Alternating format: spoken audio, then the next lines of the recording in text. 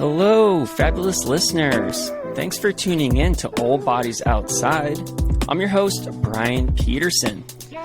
Today, we are super fortunate to have two guests here to discuss trans athletes, Kristen Sundquist and Kim Coleman. Both Kristen and Kim represent Green Mountain Cyclocross, which is in Vermont. The mission of Green Mountain Cyclocross is to promote a vibrant and inclusive cyclocross community. The activism at Green Mountain Cyclocross is important because it helps break down many barriers and myths about trans athletes. Some of these myths include the participation of trans athletes hurts cis athletes, trans athletes' physiological characteristics provide an unfair advantage over cis athletes, sex is binary, apparent at birth, and identifiable through singular biological characteristics, and trans athletes need separate teams or categories. Those are all myths. You can check out more about Green Mountain Cyclocross. Their website is greenmountaincx.org, and you can check them out on Instagram at greenmountaincx. Kristen and Kim, thank you so much for joining us at Old Bodies Outside. We are thrilled you're willing to join the podcast and discuss the inclusiveness of trans athletes. Before we get started today, why don't we do some introductions? Okay, so I'm Kim Coleman. I'm a cyclocross racer from Williston, Vermont, and I guess I'm the co-founder of the Green Mountain Cyclocross event and a team member on the race team. And I am Kristen Sundquist, originally from Minnesota, moved to Vermont 2018. I am one of the athletes on Green Mountain Cyclocross.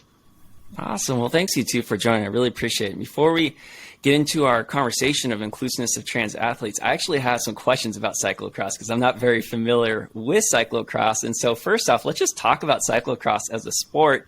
What is cyclocross and what do you love about it? Cyclocross is a weird sport. It's sort of like the steeplechase of the cycling world. So we race on bikes that look kind of like road bikes, but have knobbier tires. The frames have more tire clearance, so we can run bigger tires than a road bike to shed mud. There's some other differences with the frames that, if you're not a bike nerd, probably won't be meaningful to you. So you can just know that it looks kind of like a road bike, but we're riding it off-road on grass and mud. And the race format is that there's a loop and you repeat that loop as many times as it takes for the total race time to be roughly an hour. When you start, you don't know how many laps it's going to be. They throw up lap cards about halfway through. And there's all these obstacles that you either have to hop over or ride through, or in a lot of cases, there will be forced runs where you have to dismount and shoulder your bike. There's barriers. So it's kind of like a weird, fun, exhausting. It's very much like sprint, corner, jump off your bike and run, jump back on, sprint, corner, high intensity, super fun, super muddy, done in the fall and winter. So it's always like cold and wet. And, I think we question our life choices some weekends. Definitely. So it sounds like cyclocross, is the winter aspect of it still going on? What they just had the World Cup, I think. World Championships. Yeah, this past Sunday. And yeah, this past week. So it goes from November, well, sometimes August, early races all the way till February. Wow. So it's a long season. It's usually done in Central Europe, Belgium. So it's a little warmer, less snow, but more mud, coincidentally. And yeah, it goes very late. Yeah. Well, the mud sounds kind of fun. So is the entire cyclocross, the lap, is it all off road? It's a mix. It's like, I think there's rules where it has to be so much pavement, asphalt, gravel, grass. I don't know, Kim, do you know specifics on that? No, if Ben were here, he would know the exact rules, but there are rules about, and even the off-road segments, there's rules about how narrow it can be. Some races will have sand pits. That's not a requirement, but it's common. I would say that like it's more off-road than pavement. It's more grass, mud, narrow strip of single track than pavement, but there's always a little bit of pavement. There's often a sand pit just for funsies. Yeah. Sounds like there's a lot of funsies.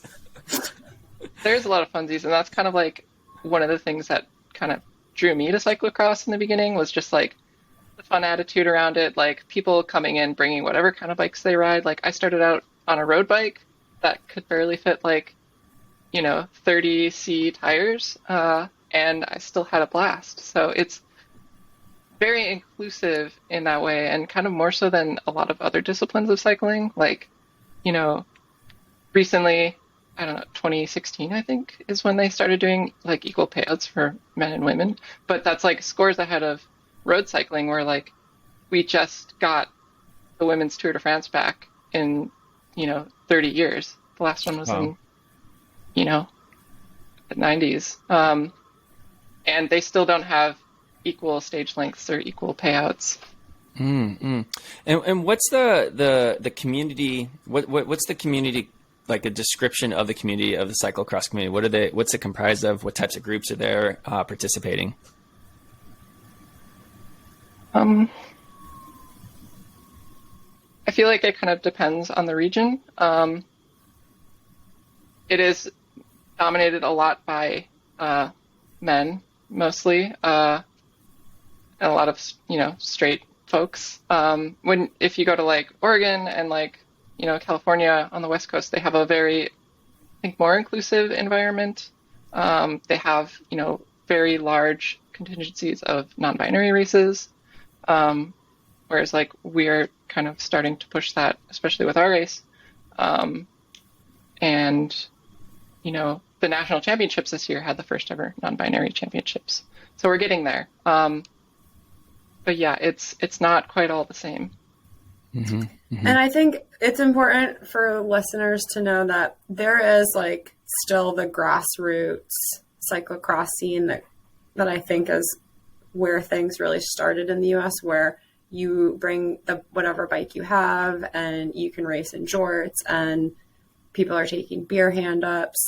But it also has become a really competitive scene. And I think the majority of races around the world are sanctioned by one of a handful of governing bodies, right? So there's the UCI, which is this the Union Cycliste International, and they, are governing cycling on the world stage, and that includes cyclocross. So they're in charge of ranking athletes and saying who gets into the World Cups and who can go to World Championships. And then within every country, there's sort of like the national version of that. And so for us, it's USA Cycling or USAC. And I would say the vast majority of races in our region are governed by one of those two bodies. And that sets a different tone than sort of like the grassroots scene. So it really depends on if the race that you're going to is sanctioned or unsanctioned, it's going to feel different. There's going to be different people there. And like, if you're going to a weekend that's a UCI weekend, like there's going to be professional racers there who live the professional athlete life, right? Like that are hitters and that like they're there to compete, not drink beer and race in shorts. So the scene varies, I guess. Yes. Yeah. And so, sorry, go for it. Back to the West Coast, they also have their own, well, at least in Oregon, they don't go by the USAC system. They have OBRA, which is the Oregon Bike Racing Association, and they have been able, because they're smaller, to kind of expand these gender diverse categories. And that's exciting to see. Yeah, so it sounds like there's a lot of just differences between the grassroots and the sanctioned. And the sanctioned, with it being sanctioned, are there some exclusionary stuff going on there so what's going on there? So when it comes to elite level racing, there are categories in racing, starting at Cat 5, which is kind of like novice beginners, and then all the way Cat 1 to elite pro that is often guided by UCI's rules. And those are kind of determined by the IOC, but as we've seen, the IOC has kind of left it to these individual sports governing bodies to make rules. And sometimes that results in outright bans of trans people, trans athletes. So USAC follows at the elite level the UCI rules. Yes. Which are very restrictive. They are. And not evidence-based. Yeah, and so one of the questions that I did want to ask today, I think that our last little piece of conversation kind of flows right into it. So I'm going to ask this question. So the question I had was, trans athletes have been participating in sports for as long as sports have been around. Why is it that this is suddenly just an issue that you're seeing in politics? There's all kinds of legislation. I mean, 2023, 2022, 2021, we saw tons of legislation. Why is this suddenly an issue when trans athletes have been in sports for as long as sports have been around? I think part of it is just the increased visibility that we have, that there's kind of now a backlash against that. And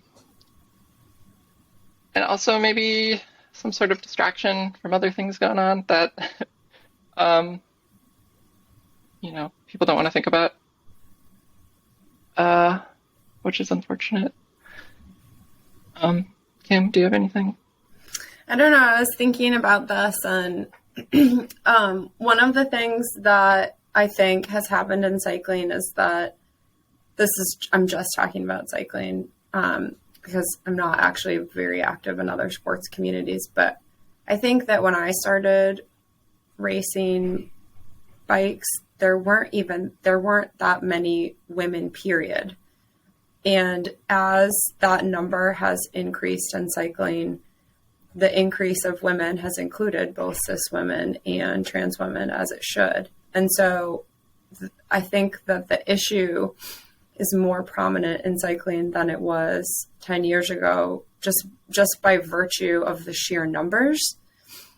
That has nothing to do with why it's on the national stage more now than it used to do. My inclination is that Kristen's inclinations are correct, but I mean, I really don't know why there's more anti-trans legislation now, or why people suddenly care about trans folks participating in competitive sports now. You're 100% right. This is not a new thing. We could talk about lots of historical examples. Even within cycling, actually, there are like a couple athletes that have been in the pro peloton for like their whole careers that are like coming around to like retirement age, that historically were like widely accepted. So yeah, I think Kristen's inclinations are correct. And then I think that just women's cycling is growing. And so we're seeing more folks and overall.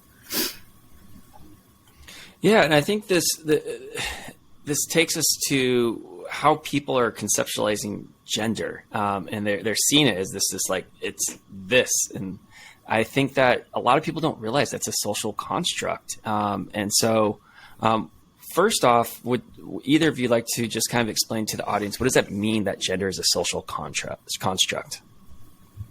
That is a very big thing. It takes gender studies classes for years to come up with a good answer for that. But like gender, sex is a spectrum. Even like genetic sex, it's not two clear-cut things. It's like bell curves that intersect. There's this thing like this talking point. If like someone were to dig my skeleton up in 100,000 years, they would see my skeleton as this. But the thing is, like, if you take this group of skeletons and put them into categories, there isn't going to be, say you have 50, there's not going to be 25 and 25. There's going to be like 10 and 10 that people define as male and female. And then there's going to be all these ones in the middle that meet some traits of one and some traits of the other, but it's not clear cut. It is a spectrum. And that's even true down to the genetic level. Like, I think in very, very basic biological terms, right? It's not true that some people you either have an X and Y chromosome or two X chromosomes, right? Like that's just not accurate. There's a lot of other combinations that people have, and it's like a pretty large percentage of the human population that doesn't have one of those two things. So even if we're just talking about biological sex, it's not a binary. Mm-hmm. The social construction piece is that, like, we as human beings, in order to make sense of the world, put each other in buckets, right? And we do this with all kinds of things. We do this with racial groups. We also know that race is a social construct, right? And it's fluid and it changes. Who is considered white today is not the same as who is considered white 100 years ago, right? On US Census forms, just as an example. We do the same thing with gender because it's how our brains make sense of the world. And so we put people into these buckets, but the buckets are arbitrarily constructed and, much like race, have shifted over time. And so it's just important to note that that's where these definitions come from, right? They're how our brains make sense of the world. The biology is much more complicated than that, and people's lived experience and identities and how they see themselves in the world is much more complicated than like two buckets that we're using to simplify, the broader population at large. Right. It's simplifying a heterogeneous type of population. There's a lot of heterogeneity in there, and it's way an oversimplification. And so I think, like, connecting that over, I think this connects to the importance of queering cyclocross and queering other sports, and the deconstruction of heteronormative culture. And so what I mean by queering cyclocross is that, being inclusive of fluidity, of change, of everyone. And one of the things that is tough with the word queer is it was such a historical slur for a long time, but I love that it's being reclaimed. It's being reclaimed as an inclusive term. And so I don't know if either of you want to kind of talk about the importance of that in cyclocross. We were talking about this last night, and we felt like our motivation was really that, like, we love this sport and we love this community and we want everyone to be able to participate in it. And that's just not the case now. Like, if you're a non-binary person, often there's not a race for you, for example. Or if you are a trans woman who doesn't meet USAC or UCI rules and regulations for participating in the women's categories, you're forced to either race under an identity that doesn't resonate with you and doesn't value you, or you don't get to participate. And we just didn't feel like that was right and couldn't sit by. We wanted to do something to change that, because cycling has a lot of benefits, right? There's a lot of good that comes out of it, and everybody should have access to that. And right now it's far from the case. And there's a lot of other reasons that people don't have access, right? It's expensive. It's majority white. It takes a lot of time to train. There's a lot of travel involved. So this is just like one dimension of the work that needs to happen to make cyclocross open to more people, but it's an important dimension, and we wanted to do something to take steps towards opening it up. I don't know if you have other thoughts, Kristen, about like the importance of it. Yeah, I mean, kind of back to your point, like, kind of sport is a fundamental human right. Like, what is sport? It's just like structured playtime for people, which is, necessary for mental health, for brain development, for building of community. And yeah, we all deserve access to that. And, at the same time, when people don't see people who look like them in sport, they think that opportunities for them doesn't exist. So just simply being present and being a part of that and being a marginalized identity will show other people of that identity that it is possible. It's unfortunate that we should tell our listeners that there's like another co-founder of GMCX, which is my husband, Ben Coleman. And he's not here today because we have a sick child. But the whole idea of this really came from the fact that Ben had been part of a lot of junior development programs growing up and raced cyclocross from a really young age, and realized like how important it was for him to have mentors and for him to have like programming to plug into. And that like, it's not so much that a lot of people find their way to the sport, but a lot of people also are like pulled into the sport. And that if we're not actively doing that, we're just going to perpetuate the same community participating. And so I think a lot of it was like, well, I know how I got in here, and it's other people are only going to get in if I do that, the thing that happened for me, for them.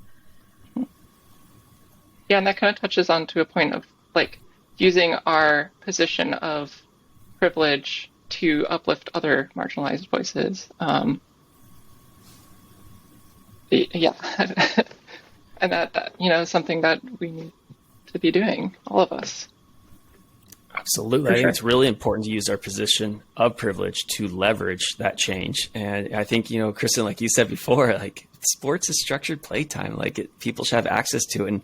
And, people's perceptions of access diminishes really greatly when they don't see other people like them out there participating. And so at Green Mountain Cyclocross, what types of things are being done with Green Mountain Cyclocross to be more inclusive? Yeah, I can talk about maybe some of the race things, and then Kristen, you could talk about some of the team things.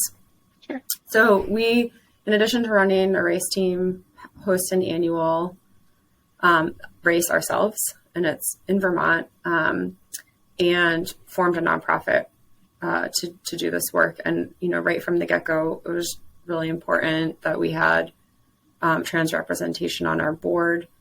Ben spent a lot of time working with a local advocacy group to help us come up with the appropriate language and to outreach to that community and get feedback on the language and the steps that we were taking. And I think it's really important to note that like Ben and I, as like co-founders of this, are both cis het white people. And so we have trans friends, but it's not our lived experience. And so like just acknowledging that from the beginning and like letting trans folks and advocacy groups in the community take the lead or be open when they're saying like, no, that language is not correct. We would really like you to change it. And honestly, that happened. Like there was a period where we had like our original language was women trans femme. And we had a whole big conversation about using gender diverse and what it meant. And so I think like from the beginning, being really thoughtful about like whose voices are being put to the forefront and how are we making sure that the right voices are being put to the forefront. And then in terms of the race, it was also really important that we were talking about this last night too, as we were preparing for this, of Ben felt really strongly that we needed to have a non-binary category. And when he went, we are a sanctioned USAC race. And so when he went to USAC about that, he didn't say, hey, can we do this? He said, we're having a non-binary category. Do you want to sanction it, or do you want me to run it separate from the sanctioned event? And so I think just being really strong he has consistently been really strong in the fact that like, we're having a non-binary category. They're going to get equal time on the course as the elite men and women. They're going to get equal payout to the elite men and women. And it's not an add-on. It's like how it should be at every event. It's not that way right now, but we're going to show that it's possible. And I don't want to hear all of this stuff from other race promoters that like, I can't fit it into the schedule, or like there's too many races during the day and like, I can't have them on course. So blah, blah, blah. Like I'm showing people that it's possible, and I'm not even going to entertain the idea that it's not. And then I think we've done like a lot of outreach to make sure that like both trans athletes and non-binary people who identify as non-binary can come and have a space there. Like it's not enough to just have a category or to have a mission statement. We have to like actually go out and talk to people and tell them that they're welcome to come to the event and that we would love to have them there. And I think we've done we probably need to do more legwork on that, but we've gotten a good start. And we did double participation in the NB category in the second year of the event. So that was super cool. Mm-hmm. And then I think it's just given us a platform to both like talk to event sponsors about this issue, talk to participants about this issue. My dad is a photographer and he shoots the race event. And like, it's been really cool to see him in his, in his 70s, like learning so much about this and like becoming an advocate for it. So I think it's been a platform for conversation as well. And then of course the team, which I'll let Kristen talk about. Yeah, the team. Simply just like being visible and being present at, these big race events with our, progressive pride flag incorporated in our logo, flying, progressive pride flags around, just kind of being a beacon of visibility. Again, showing people that it's possible, like there's representation here, and that we are trying to create a safe space for these people to come into. Because I know when I go to races sometimes and I don't like see other people like me, I'm, scared. Like, is somebody gonna try and start like a fight with me? Am I gonna be welcome here? And so just being that for others goes a long way. Yeah.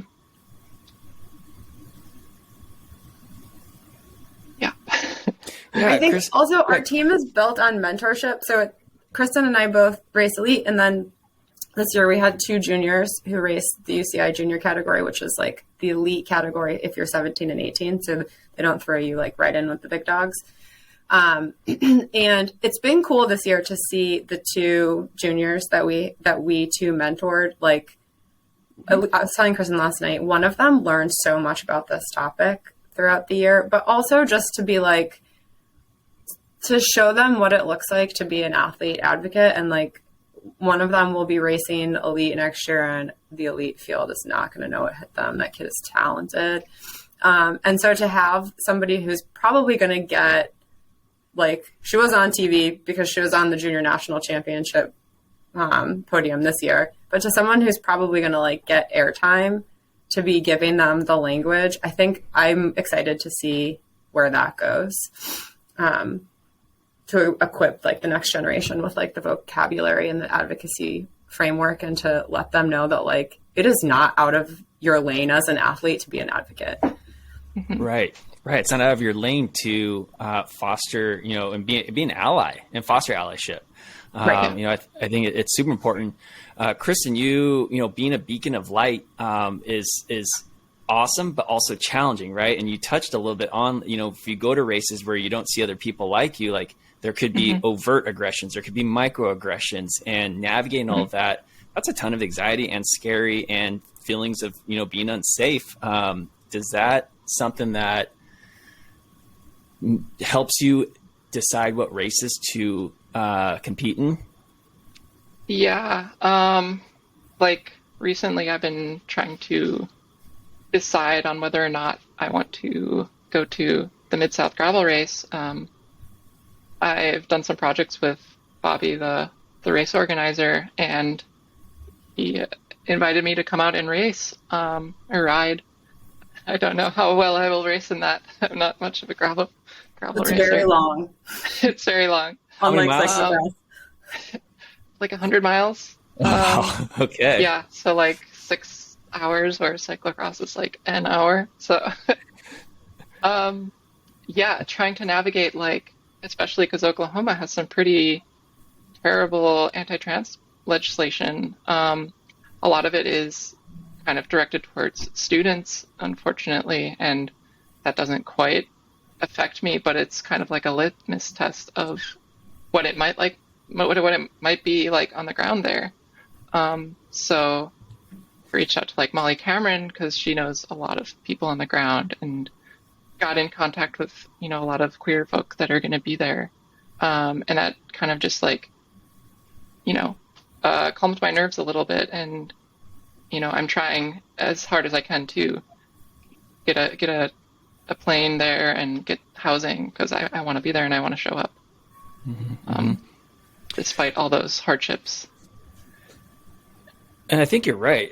I live in Kansas, and I know that it's tough in the Midwest, and it's the Midwest is can be very challenging at times. But I think one of the things I really love that Kim said earlier was your board has representation. And a lot of times we see with different nonprofits, organizations, agencies, they say, "Hey, we want to be inclusive. We want to be promote diversity. We want to have diversity," but they don't put that diversity at the decision-making level, where people are helping, structure that, whatever it is, nonprofit, organization, agency. And so kudos to Green Cyclo Mountain Cross for doing that. That's cool that, you have that on the board. Yeah. I'll say also, like, just to give that board member credit, since she's not here, the progressive pride flag integration into our logo, like our logo was just black and white until she said, I have an idea, which like that.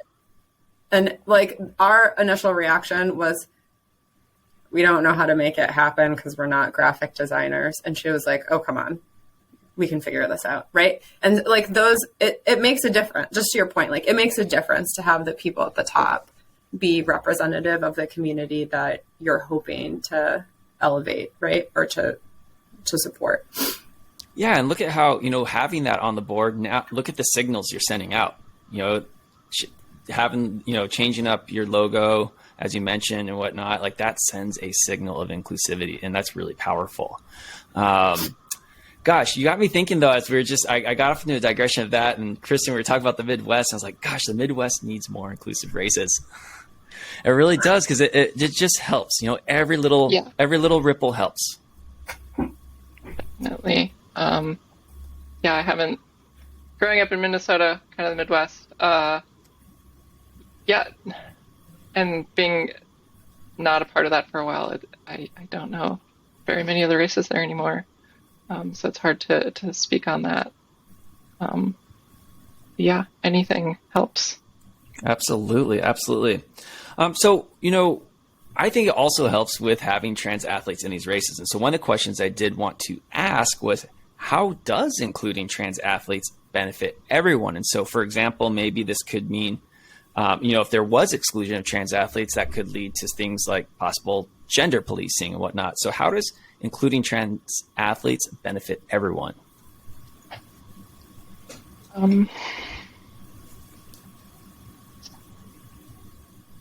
So these like anti-trans policies usually only hurt women, all women. It's kind of reinforcing the thing, the structure of that women can't successfully compete with men, which is not true. Kim, you were talking about last night, like you in a gravel race, you beat the majority of the men that are there. Sure, I do. Not just once, like not just when I go to a gravel race. Nice. These things just like reinforce this false dichotomy that women are inherently lesser than men, which couldn't be further from the truth. It also kind of reinforces this white feminine beauty standards that if you don't fit those, people will accuse you of being trans or cheating in some way. Like we've seen this with like Caster Semenya and Serena Williams, like being accused of cheating because they look too masculine. Serena has undergone way more, drug tests than her competitors, her white counterparts. And Caster was banned because of, genetic disposition. And that was based on someone being like, hey, you look really masculine. You don't fit this beauty standard. So we're going to police you. Whereas when we look at men's sports, these kind of genetic advantages or differences are celebrated. And Kim, you made up a great point last night about, sport is inherently not fair. Those who have access to money, who have access to the time, the training, the coaches, will have advantages over other people. And companies even sell us on this, Nike, if you buy our shoe, you're going to go faster. So yeah, these things only hurt women, everybody in the long run. I totally agree. I think we accept that sport is inherently unfair as a society. Like, nobody is arguing that everybody needs to race on the same cyclocross bike. And let me tell you, the quality of your equipment is a huge determinant in how well you race. If you have a super light bike that with a working drivetrain and the right grippy tires, you're gonna race way better than somebody with a super heavy frame, a drivetrain that's not shifting, and the wrong tires, right? Like, or flat tires. Makes a huge difference. We accept that. We accept that there's unfairness and that it's not an equal playing field. And things like equipment and availability to coaching and to training time, there's research that shows they make a bigger difference than, for example, testosterone, right? Nobody is arguing about whether or not we should have categories based on how many hours a week you train. It would just be silly. So I think that when we focus on something as reductionist as testosterone, we're ignoring what actually allows women to be successful in sport. And I think Kristen's point is important, that like nobody's really talking, like nobody has really problems with trans men competing in bike racing. It's like really the focus is just on women. And then I think the other thing is like that the overall messaging that Kristen was just bringing up of like, it insinuates that women are somehow lesser. I often think, like, I reflect on myself as doing endurance sports as like a teenager. And I know that I felt like I couldn't keep up with the boys. And I know that that came from messaging from adults. And I often wonder, like, how much harder would I have tried if I thought I could, right? Like, how much faster would I have been if I believed I could be up there and I pushed myself hard enough to be up there? And I don't know the answer to that, but I believe that your mental state is a huge part of performance. And just believing that you can be there is a huge part of being there. And so I think that messaging it just universally hurts girls and women. The idea that like, we can't beat the boys. We can. We just need to be told that we can. Yeah. And I really like the point earlier that, you know, say you take two athletes, one has more testosterone than the other, but this athlete had access to a coach, maybe access to better gear, maybe more time to practice and train. This person likely is going to compete better. You know, and does. In fact, like we have like, I can list you like battles between people in like concrete races where that has played out. Well, it's true. Yeah. Oh gosh. Yeah. Wow. Yeah. So I think, you know, this point of our conversation is so important though to underscore. And that is that including trans athletes benefits everyone. And especially is not going to, you know, create this weird thing around women participants and the messaging that goes into them. You know, Kim, you you had an example of that. So it's very beneficial for everyone all around. And going back to, you know, what you said earlier, Kristen, we do sports, it's structured playtime. You know, it's structured playtime and like, let's go have fun. And so I kind of got wrapped up in just the grassroots of cyclocross back in the day. I thought that sounded pretty cool, racing in your jorts and having a beer after each lap. Or I don't know what you did, but that sounded like a lot of fun. There'll be like heckle sections and you'll like be racing and you come by and you gotta like, and then throw it. Okay. Someone will give you like saltine crackers and you'll eat it and your mouth will be really dry and you can't eat it. Or remember like dollar bills used to be a thing? Like, I don't feel like that's a thing anymore. People, like if you were like off the back, like you were losing really badly, people would start like putting out money and you'd like grab a dollar bill and stick it in your spandex.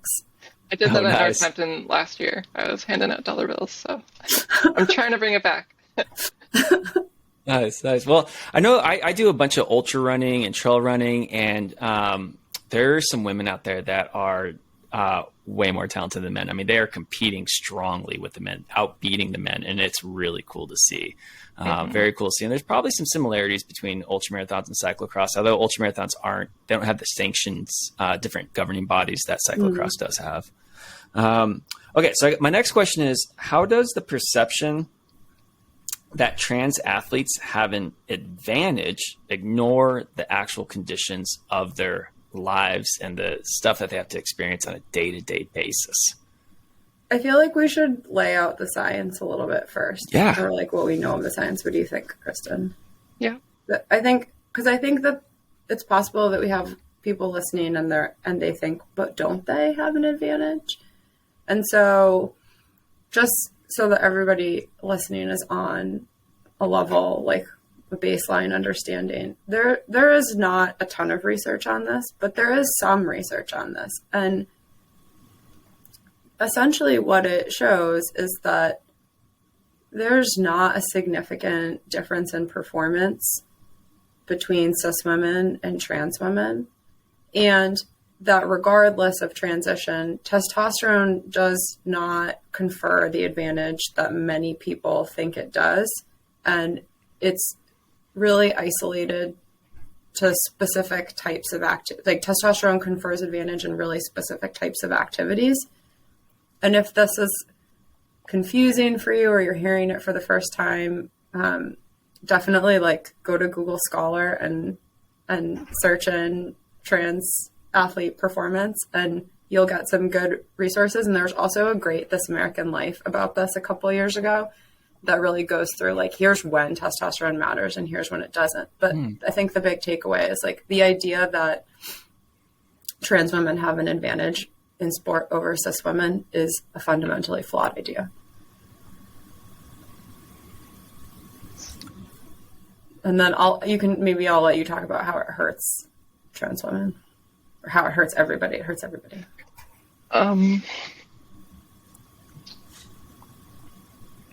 Yeah, just same points that we kind of touched on with the last question. And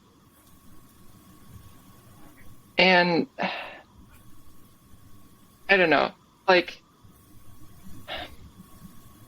as trans women, like trans people, happens to trans men too, we already face discrimination just in the world. People not believing who we say we are, and to, continue to face that in another aspect of life, another like fundamental human need, is just very difficult, and discouraging. Yeah, it's hard. Yeah, and I think there's some horrific statistics behind that. So looking at, say, trans students in high school, I think there's something like a very high percentage of dropout rate, a very high percentage of suicidal thoughts, and just all kinds of stuff that precipitates out of having just a horrible experience because no one's accepting you as you are, who you are. Yeah. And, the studies on that, like, if these kids are brought up in a welcoming family or an environment, that rate drops off so dramatically. So fostering a environment of acceptance, it's just like the best thing that we can do for everybody. Yeah, that's a great point.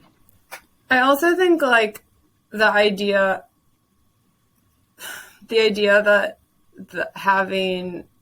getting back to Kristen's idea that sport is a human right, like having community outside your home that is a place that you can go and be safe if your family is not that place. Let sports be that for kids. We know that students who are at risk of suicidal ideation or thoughts about self-harm, that participation on sports teams reduces that as well.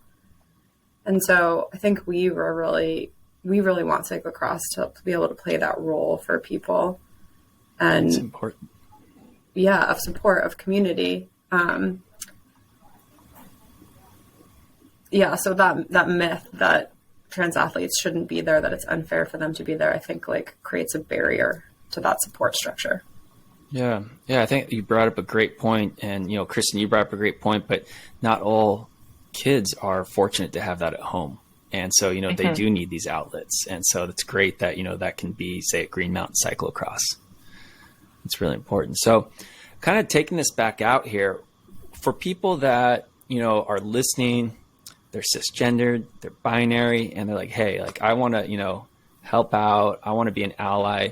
What are some strategies that they can do to kind of promote trans inclusion and allyship at the community level and at their personal level?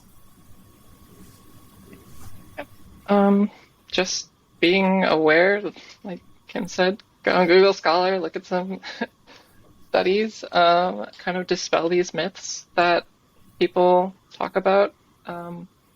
Listen to trans and queer voices, amplify them if you have the platform to do so. Um, don't speak for these people, but let them speak.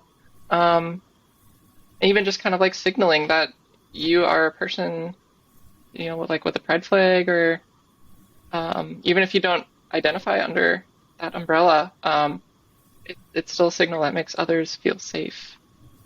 Kim, do you have any other thoughts?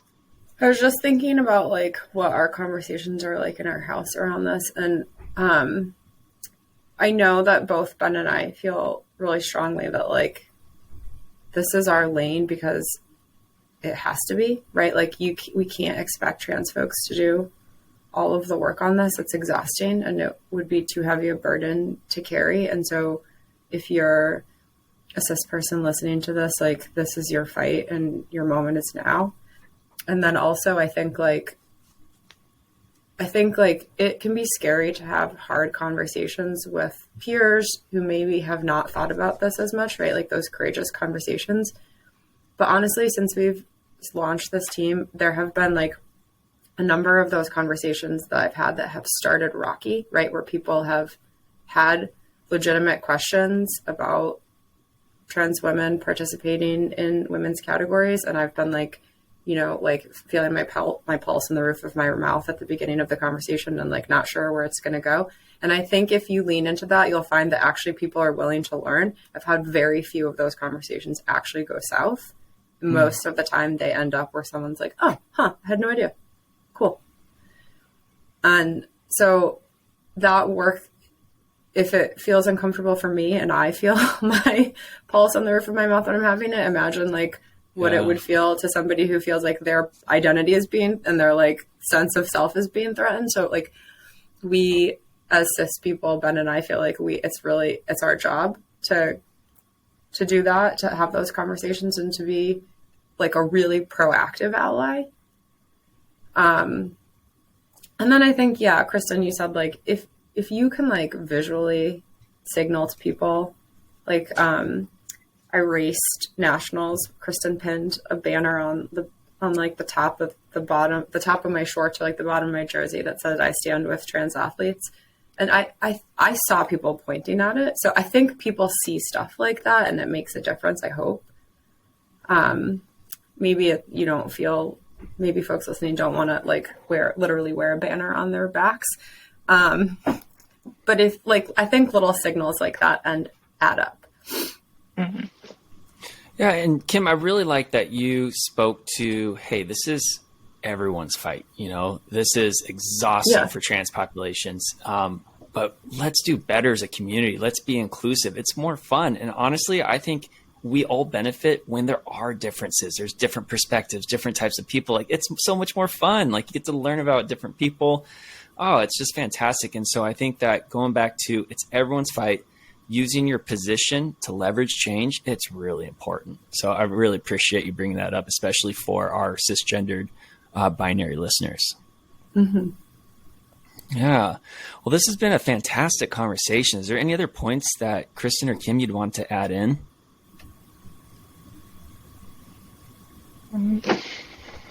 Maybe just this conversation has focused, I think, heavily on women and trans women are women broadly.